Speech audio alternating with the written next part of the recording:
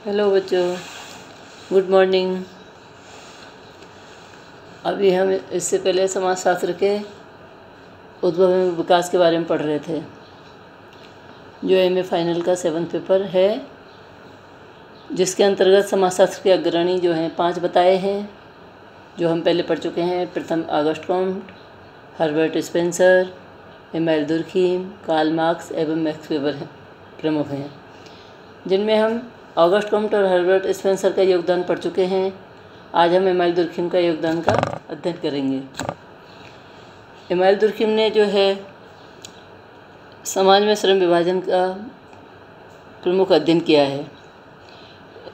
Durkheim ने अपनी प्रथम कृति जो थी समाज में श्रम विभाजन, वो 1893 में लिखी थी। उसके अंतर्गत उन्होंने इसके कारणों, प्रकारों, परिणामों, प्रभावों का समाजशास्त्रीय परिप्रेक्ष्य से वर्णन और व्याख्या की है। इसके साथ साथ इन्होंने सामाजिक एकता के कारणों, प्रकारों, प्रभावों का भी विश्लेषण किया है। इन दोनों विषयों का साथ साथ इन्होंने जो है सामाजिक परिवर्तन और अन्य समाज से संबंधित बातों का भी व्याख्या की है। इन्होंने ये लास्ट में निष्कर्ष निकाला कि जब जनसंख्या बढ़ती है तो वह मानव समाज में अनेक आवश्यकताओं को जन्म देती है। उनको पूरा करने के लिए आवश्यक रूप से समाज के सदस्य आपस में श्रम को बांटें और अपना अस्तित्व बनाए रखें। इसके अंतर्गत जो है श्रम विभाजन के प्रकार बताए हैं, श्रम विभाजन का सभ्यता के साथ संबंध बताया है, नवीन समूहों का निर्माण है, सामाजिक एकता तथा इसके प्रकार, इसकी विशेषताएं एवं भिन्नताएं, जिनको हम अंतर कह सकते हैं, आदि का अध्ययन किया है। इसका अध्ययन एमिल दुर्खीम ने श्रम विभाजन के प्रथम खंड में किया है। इसके द्वितीय खंड में श्रम विभाजन के कारण एवं परिणामों का अध्ययन किया है और तीसरे खंड में श्रम विभाजन के असमान स्वरूपों का अध्ययन किया है। जो प्रथम खंड है उसके अंतर्गत एमिल दुर्खीम ने समाज के उद्विकासीय रूप की व्याख्या श्रम विभाजन और सामाजिक एकता के प्रकारों के आधार पर की है। समाज का विकास धार्मिक एकता से सावयवी एकता की ओर क्रम में होता है। इस विकास का कारण श्रम विभाजन है। प्रारंभ में समाज में श्रम विभाजन का अभाव होता है। समाज में जनसंख्या भी कम होती है, जनसंख्या का घनत्व कम होता है। धीरे धीरे समाज की जनसंख्या में वृद्धि होती जाती है, उसके घनत्व में भी वृद्धि होती जाती है, तो इसके साथ सदस्यों की जो आवश्यकताएं हैं वो बढ़ती जाती हैं। प्रारंभ में समाज सरल, सादे और सीधे होते हैं। उनमें यांत्रिक एकता होती है। यांत्रिक एकता वाले समाजों की सभी विशेषताओं की प्रधानता होती है, जैसे दमनकारी कानून का प्रचलन होता है, सामूहिक प्रतिनिधान और सामूहिक चेतना का प्रभुत्व होता है। यांत्रिक एकता से सावयवी एकता की विशेषताओं वाले समाजों में परिवर्तन तथा विकास एक ऐतिहासिक तथ्य है। समाज सरलता से जटिलता में विकसित होता है। समाज के विभिन्न गुणों में समानता से विभिन्नता में परिवर्तन होता जाता है। आत्मनिर्भरता से पारस्परिक निर्भरता में परिवर्तन हो जाता है। इस प्रकार समाज यांत्रिक एकता से सावयवी एकता, श्रम विभाजन की वृद्धि के फलस्वरूप परिवर्तन होता है। अब हम श्रम विभाजन के जो है प्रकार का अध्ययन करेंगे। इसको इन्होंने जो है 2 भागों में बताया है। एमिल दुर्खीम कहते हैं कि श्रम विभाजन के 2 प्रमुख प्रकार हैं। पहला है समाज में नवीन समूहों का निर्माण करना और दूसरा है समूहों में सामाजिक एकता पैदा करना। तो नवीन समूहों के निर्माण के अंतर्गत दुर्खीम कहते हैं कि श्रम विभाजन से समाज में अनेक नए समूहों का निर्माण होता है। समाज में जनसंख्या बढ़ती है। सबसे पहले जनसंख्या की वृद्धि से श्रम का विभाजन होता है। इससे विशेषीकरण आता है। विशेषीकरण समाज में नए नए व्यावसायिक तथा विशेषीकृत समूहों का निर्माण करता है। समाज परिवर्तनशील होता है, उसमें परिवर्तन होते हैं। इससे आवश्यकताओं में वृद्धि होती है। इनको पूरा करने के लिए नए नए समूह जन्म लेते हैं। तो समाज में जनसंख्या की वृद्धि से नए नए समूहों का निर्माण होना आवश्यक होता है। श्रम विभाजन ही इन समूहों में एकता पैदा करता है। अब श्रम विभाजन का एमिल दुर्खीम ने दूसरा प्रमुख प्रकार बताया है, नवीन समूहों में एकता पैदा करना। तो दुर्खीम कहते हैं कि श्रम विभाजन के द्वारा जो है नवीन समूह में एकता पैदा होती है। ये मानते हैं कि नए नए समूहों में परस्पर एकता का होना समाज के अस्तित्व के लिए आवश्यक है। श्रम विभाजन ही नए समूहों का निर्माण के साथ साथ परस्पर एकता पैदा करता है, जो समाज की व्यवस्था तथा संतुलन को बनाए रखते हैं।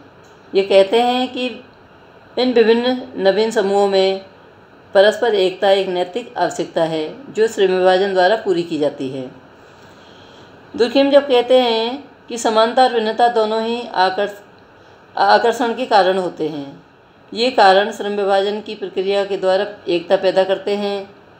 ये लिखते हैं कि एक से पैरों वाली चिड़िया एक झुंड बनाकर रहती हैं। चोर चोर मौसेरे भाई। और चोर का साथी गृहकट। इस प्रकार की जो कहावतें हैं उन सब का उन्होंने उदाहरण दिया है, जिनमें समानता में एकता देखने को मिलती है। अब इमाल दुर्खिम ने सामाजिक एकता का इसमें प्रमुख रूप से अध्ययन किया है। जो सामाजिक एकता है उसके दो भाग बताए हैं, यांत्रिक एकता एवं सावयवी एकता। जो यांत्रिक एकता है, और उन्होंने 2 प्रकार के कानूनों का भी अध्ययन किया है।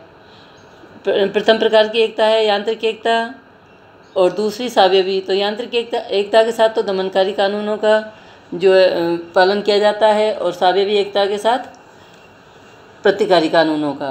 तो यांत्रिक एकता सरल समाजों में यानी आदिम समाजों में पाई जाती थी, और जो है सावयवी एकता जटिल समाजों में या आधुनिक समाजों में पाई जाती है, जिसके साथ प्रतिकारी कानून पाए जाते हैं। इसके बाद इन्होंने जो है इन दोनों एकता का विशेषताएं बताई हैं, और इसके बाद हम जो है इन दोनों के अंतर को भी स्पष्ट कर सकते हैं। तो जो BA सेकेंड ईयर में आप लोग अध्ययन कर चुके हैं पहले ही, फिर भी हम संक्षिप्त में इनकी विशेषताओं को या अंतर को बताने का प्रयास करते हैं। अब इमाल दुर्खिम ने इनके जो है अंतर बताए हैं कि इनको सावयवी और यांत्रिक एकता में अंतर किस प्रकार किए जाएं, इसको प्रीतम सरोकर ने स्पष्ट किया है। पहला बिंदु है श्रम विभाजन।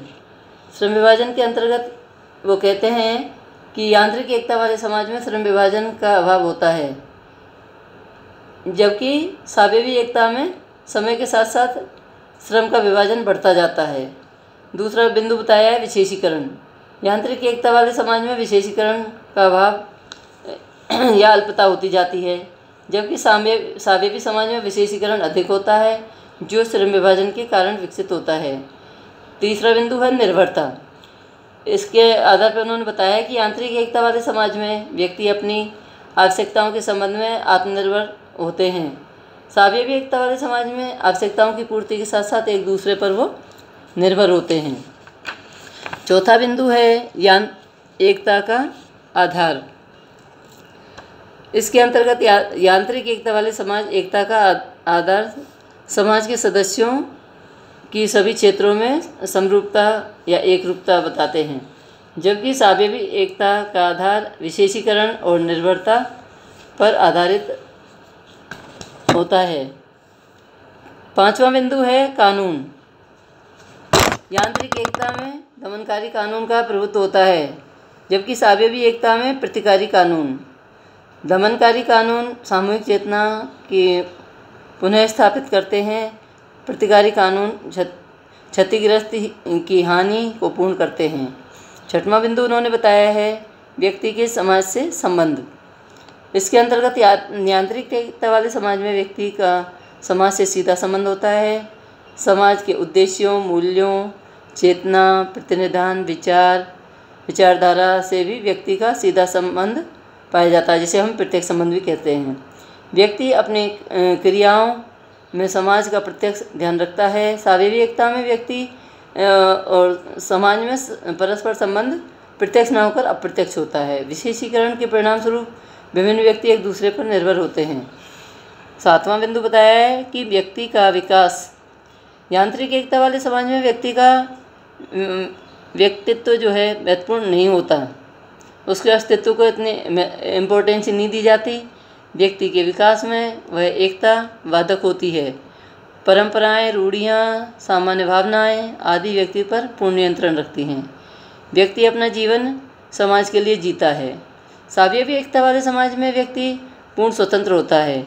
यह जैसे चाहे वैसे विकास कर सकता है। व्यक्ति के गुणों को भी महत्व दिया जाता है इसमें। 8वां बिंदु इमाल दुर्खिम ने बताया है सादृश्यता यानी समानता।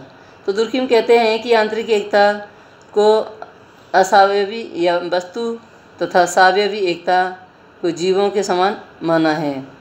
वे कहते हैं कि जिस प्रकार से असावयवी और अचेतन वस्तुओं की संरचना, संगठन के निर्माण विभिन्न लेकिन एक से तत्वों के परस्पर एक दूसरे में घुल मिल जाने पर होता है, इन निर्जीव तत्वों का स्वतंत्र अस्तित्व नहीं होता, श्रम विभाजन नहीं होता, उनमें क्रिया साथ साथ होती है।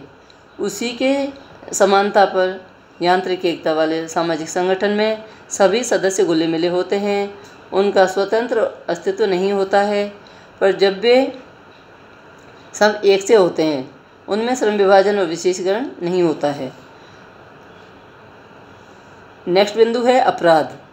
इमाल दुर्खिम कहते हैं कि आंतरिक और सावयवी एकता में एक बड़ा अंतर अपराधों के स्वरूप और अपराधों की संख्या से मिलता है। यांत्रिक एकता अपराधों का प्रकार यांत्रिक होती हैं, व्यक्ति के साथ आचरण से मजबूती अपराध माना जाता है। नेक्स्ट बिंदु है सामाजिक संरचना। यांत्रिक एकता वाले समाज की सामाजिक संरचना का आधार नातेदारी, विवाह, रक्त और गोत्र संबंधों पर आधारित होता है, जैसे परिवार, संयुक्त परिवार, बंधु समूह, गोत्र समूह आदि। वे बहिर्विवाही और अंतर्विवाही समूह होते हैं, आर्थिक दृष्टिकोण से समान होते हैं। सावयवी एकता वाले समाजों में सामाजिक संरचना के आधार पर नातेदारी पर कम आश्रित होते हैं। नेक्स्ट बिंदु है धर्म। यांत्रिक एकता वाले समाज धर्म प्रधान होते हैं। समाज तथा व्यक्ति की सभी कार्यों का निर्देशन, संचालन, नियंत्रण आदि धर्म करता है। धर्म उनकी सामाजिक, आर्थिक, राजनीतिक, सांस्कृतिक और सभी क्रियाओं पर निर्धारण करता है। सावयवी एकता वाले समाजों में धर्म का प्रभाव लगभग बहुत कम हो जाता है। इनका स्थान दूसरी बहुत सारी विशिष्ट संस्थाएं या समितियां ले लेती हैं। नेक्स्ट बिंदु इमाल दुर्खिम बता रहे हैं भावना या नियम। यांत्रिक एकता वाले समाज में व्यक्ति की सभी क्रियाओं में सामूहिक भावनाओं का प्रभुत्व होता है। भावनाओं का प्रभाव इतना अधिक होता है कि व्यक्ति का व्यक्तित्व जीवन सामूहिक जीवन बन जाता है, वह समुदाय के लिए जीता है। और सावयवी एकता वाले समाजों में सामूहिक भावना का स्थान नियम ले लेते हैं। व्यक्ति का जीवन नियमों पर आधारित होता है, ना कि भावनाओं पे। और इसके बाद आखिरी और नेक्स्ट बिंदु इमाल दुर्खिम ने बताया है समाजों के प्रकार। तो यांत्रिक एकता वाले समाजों के उदाहरण हैं कबीले, आदिम समाज, घुमंतु समाज और गिरजर समाज, जनजातियाँ, चरवाहे समाज, आखेटक एवं भोजन एकत्र करने वाले समाज। यांत्रिक एकता वाले समाजों के उदाहरण हैं कस्बाई समाज, नगरीय समाज, महानगरीय समाज और औद्योगिक समाज। इस प्रकार से इमाल दुर्खिम ने यांत्रिक और सावयवी एकता में अंतर स्पष्ट किया है। इसके बाद हम श्रम विभाजन के कारण एवं परिणामों का अध्ययन करेंगे।